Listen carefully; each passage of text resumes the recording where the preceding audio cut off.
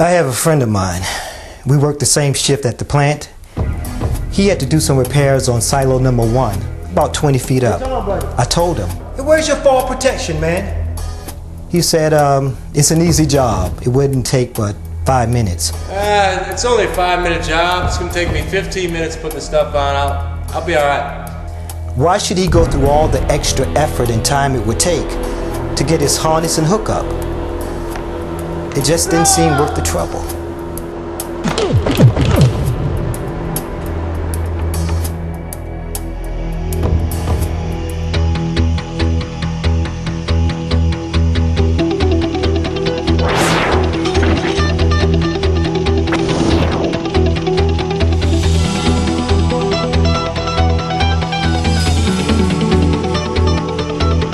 Falls are the third highest cause of workplace fatalities, behind homicides and motor vehicle deaths.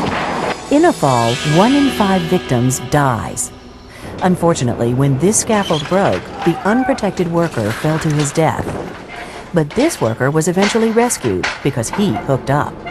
In fact, his fall was only 5 feet because he wore a shock-absorbing lanyard attached to a full-body harness. Hooking up to fall protection saves lives.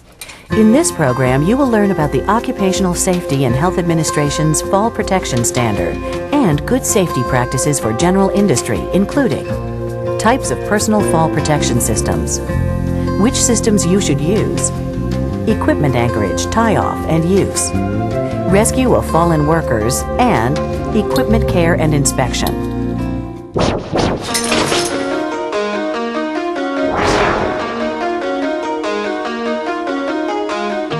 There are 2 kinds of personal fall protection systems: personal fall arrest systems and positioning devices.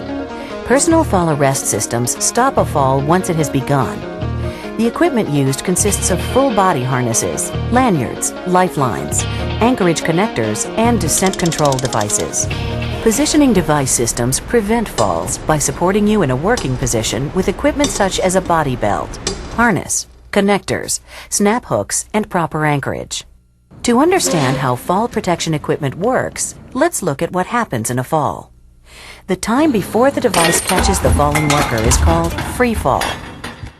During free fall, the body is accelerating, so the longer the fall, the faster the body is traveling. When the fall protection system takes over, the body decelerates smoothly. All of the energy built up in the fall is transmitted through the body and the fall protection system during deceleration. The distance that it takes to stop is called the deceleration distance. To prevent injuries, fall arrest equipment often has a deceleration device to absorb some or most of the shock on the body by slowing the fall smoothly. A deceleration device should limit your deceleration to no more than 3.5 feet. Fall protection equipment must be strong enough to absorb shock and stop falls quickly without putting excess force on your body. Your employer will perform a hazard assessment and determine the best type of fall protection for you to use on the job. Be sure to wear the equipment you were provided and do not substitute other fall protection. You will also be trained in the proper use of the fall protection equipment. In your training, you will learn how the equipment is worn and maintained and what job it is intended to perform. You will also learn when shock-absorbing lanyards are used and how to hook up to a lifeline. Only use equipment for the job it was designed to do. Do not use fall arrest systems as positioning devices. Likewise, don't use window anchors for anything except window cleaners' belts.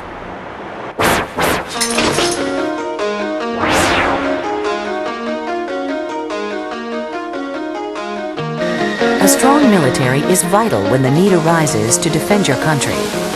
In the war against fall fatalities, anchorage is the first line of defense.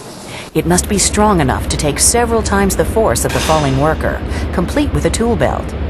The best anchorages are I-beams, specially rigged lifelines, and other solid fixtures. Don't trust your life to conduit, cable hangers, light fixtures, or anything else that was not designed to take a sudden heavy load. Don't use bolts, studs, or other projections that allow the hook to slip off. The location of your anchorage is as important as its strength. Select an anchorage that lets you move freely but doesn't increase your free fall distance. The best location for an anchorage is above where you are working to reduce your free fall distance. Any anchorage points below the D-ring on your harness will add that distance to your fall, while points above will subtract distance. To find a safe anchorage height, add the length of the lanyard when it is fully extended and the distance from the D-ring to your feet. Make sure the anchorage is more than that distance from any point below it. Otherwise, you could hit the ground or other objects below you before your fall protection system stops you. Next, make sure the anchorage is located as close to directly above you as possible, so you will not swing if you fall. Any side-to-side movement in a fall can swing you into other structures and cause severe injury. Change your anchorage point when you move to keep it above you. It's an obvious fact. The farther one falls, the faster that body goes, and the more shock there is when that body stops. Even when wearing a harness, this holds true. So it's important to limit free fall distance in order to reduce the chance of being injured by the fall arrest force.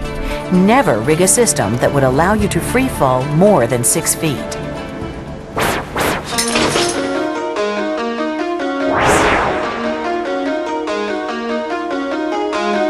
Lifelines can be horizontal or vertical. Horizontal lifelines must be designed, installed, and used under the supervision of a qualified person. The more workers tied off to a single line, the stronger the line and its anchors must be. Vertical lifelines should never have more than one person per line.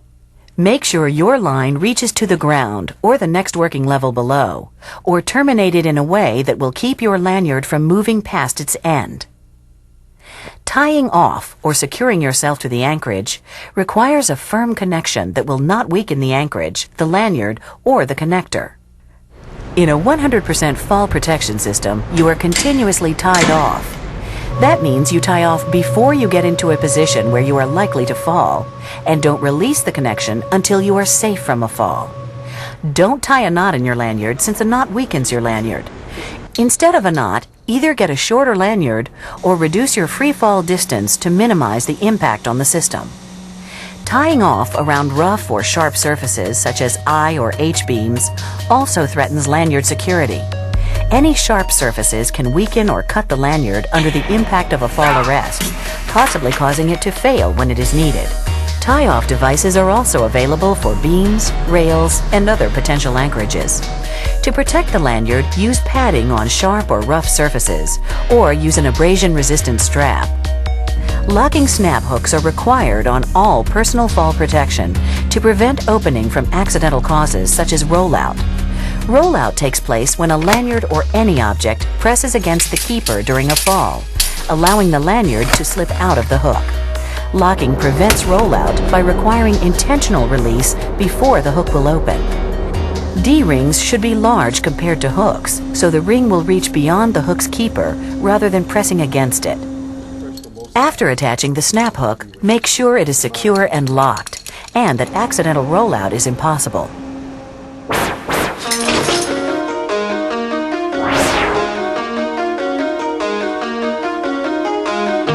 Harnesses must fit snugly. If your harness is too loose, it could slip from you in a fall.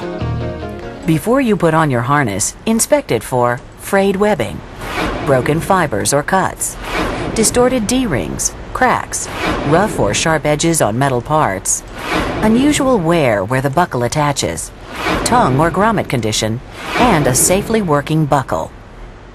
Next, hold the harness by the back D-ring and shake the straps into place. Release straps and slip them over your shoulders so the D-ring is located in the middle of the back between your shoulder blades. Pull the leg strap between your legs and connect it to the opposite end. The waist strap should be tight but not binding. Connect the chest strap and position it in the middle of your chest. Check for snug fit that allows full movement.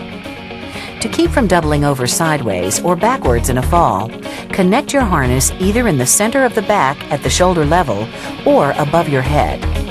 Ladder safety devices are designed so you can have both hands free for climbing. The connection between the device carrier's lifeline and your belt cannot be more than 9 inches long. This limits free fall, but it's enough to let you climb in a normal position. Do not climb while holding objects. Use either belt hooks or a rope hoist to pull up tools and materials.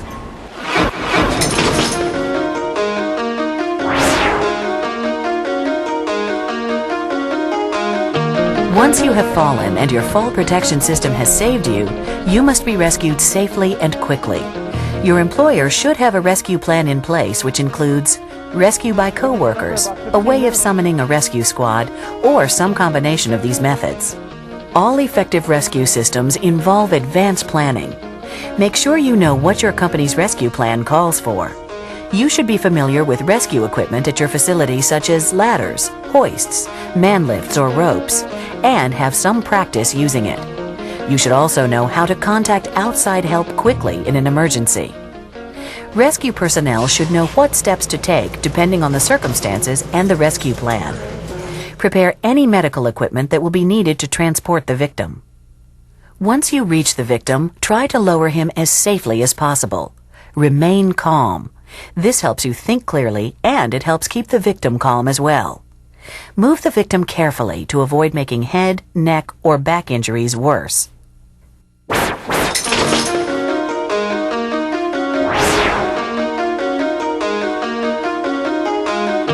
Defective equipment can kill you. The few minutes it takes to inspect your equipment before each shift can save your life. Worn defective equipment should be taken out of service and handled according to facility policy to prevent future use. Equipment used in a fall or that has otherwise suffered shock must be inspected by a competent person before it can be used again. Follow your facility procedures for safely maintaining and storing your personal fall protection equipment. In general, equipment should be stored away from excessive heat, sunlight, chemical reaction, and welding splatter. Don't leave your equipment where people or vehicles can run over it. Metal elements need protection from corrosion and crushing. Never allow your personal fall protection equipment to be used for hoisting materials or tools. Personal fall protection systems can save your life. From lifeline to lanyard to harness, your employer will provide the equipment and instruct you in its use and care. Do your part by using and maintaining it properly. You have a choice.